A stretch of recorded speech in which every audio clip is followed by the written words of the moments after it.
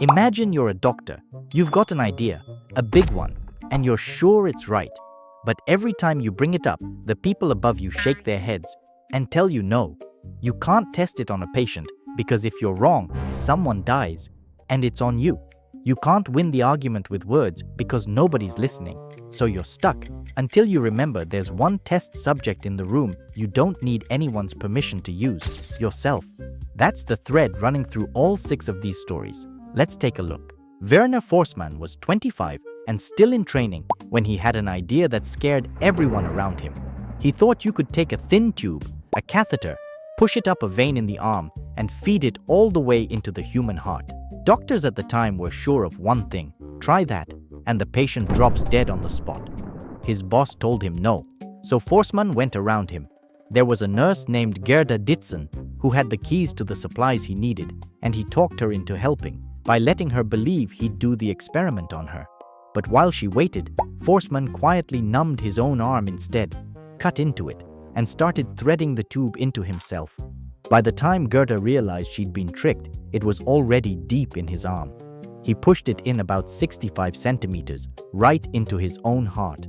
Then, tube still inside him, he walked calmly down to the X-ray room and had them take a picture, as proof. He got in trouble for it.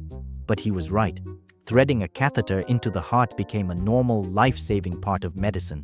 And in 1956, Forssmann shared the Nobel Prize for the thing they told him would kill a man. Back in 1900, nobody could agree on how yellow fever spread.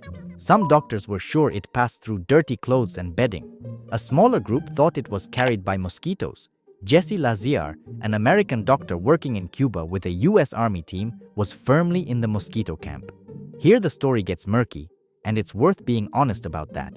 The official version was that Lazear caught yellow fever by accident, but after he died, notes he'd kept suggested he may have let an infected mosquito bite him on purpose to prove his point. That notebook later went missing, so we'll probably never know for sure. Either way, the ending is the same. About a week after the first symptoms hit, he was dead, leaving behind a wife and 2 young kids. But his death pushed everything forward.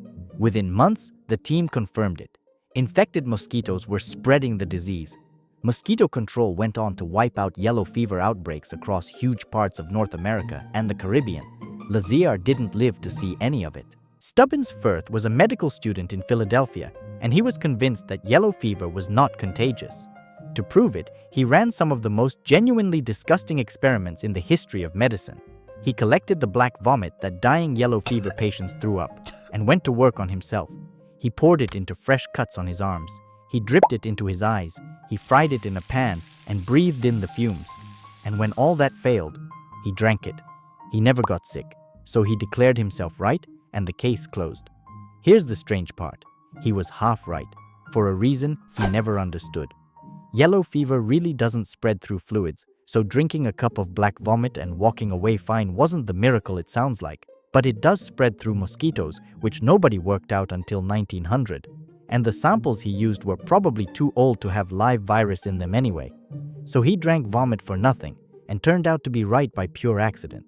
For most of the 1900s, every doctor told you the same story about stomach ulcers. It was stress, it was spicy food, it was too much acid. Relax, cut out the hot sauce, take an antacid. Barry Marshall, an Australian doctor, thought that was completely wrong. He believed ulcers were caused by a germ, a bacteria called Helicobacter pylori, and almost nobody believed him. He couldn't prove it with animal tests, and he was running out of patience.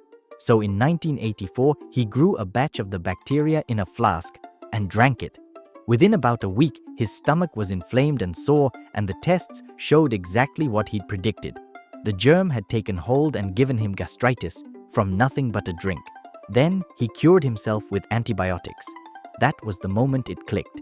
In 2005, Marshall and his colleague Robin Warren won the Nobel Prize. And today, ulcers are treated the way he always said, as an infection, not a stress problem. In the 1920s, going fully under with general anesthesia was a gamble. For a patient with a weak heart, being knocked all the way out could be more dangerous than the surgery itself. Dr. Evan O'Neill Kane was convinced a lot of operations didn't need it. You could keep the patient awake and just numb the area. He wanted to prove it, but he wouldn't bet a patient's life on a hunch. Kane was already the kind of man who operated on himself. He'd amputated one of his own infected fingers a couple of years earlier. So on February 15, 1921, at 60 years old, having done more than 4,000 appendix surgeries, he removed his own appendix. He numbed his belly, propped himself up on pillows so he could see what he was doing, and cut into himself while nurses held him steady. The whole thing took about half an hour, and he was back at work within 2 weeks. And he wasn't done. Years later, at 70, he fixed his own hernia, the exact same way. John Paul Stapp was an Air Force doctor with a simple, terrifying question. How much force can a human body take in a crash before it kills you? At the time, people assumed the limit was around 18 G. Stapp thought that was way too low, and the way he tested it was to strap himself to a rocket sled and slam to a stop. He did it over and over, first on a sled they called the G-Whiz, and later a faster one, the Sonic Wind No. 1. On his most famous run, in December 1954, that sled hit 632 miles per hour, right at the edge of the speed of sound, then braked to a dead stop in about a second and a half. In that instant, his body took 46.2 G, more than any person on record. The tests broke his ribs, injured his wrist, and burst the blood vessels in his eyes, leaving him blind for a few frightening minutes before his sight came back. The press called him the fastest man on Earth. But he walked away from every test, and every number went straight into making machines safer.